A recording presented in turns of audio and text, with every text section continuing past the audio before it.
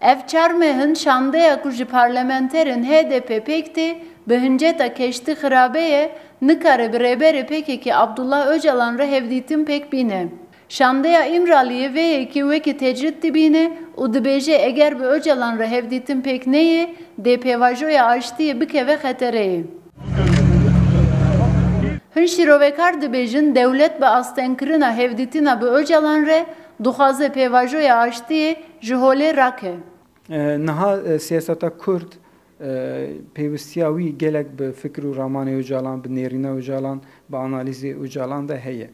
Serok Komar Erdoğan jî nahêle hevdîtina İmralî pêk bîne ku hîn bikin, fehm bikin pêvajo diçe astê de ye. Rêveberên DDKD jî dibêjin eger Demildest bi Öcalan re hevdîtin pêk neye, ev yek li Bakurê Kurdistanê dê bibe sedema aloziyan.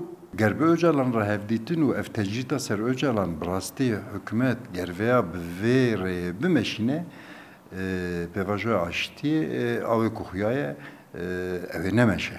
Ku Öcalan di tecrîtê da bê hiştin û nehêlin tu lejneyekî wan bi Öcalan re hevdîtina bikin evê têkeve xeterekî gelek zor rewşa Türkiye jî rewşa Kurda jî. Şandaya İmraliye ku ji parlamenterên HDP Sırrı Süreyya Önder, Pervin Buldan û İdris Baluken pek de herî dawî di 5 Nîsanê de bi Öcalan re hevdîtin pek anî bûn. Gönül Morkoç, Rûdao, Amed.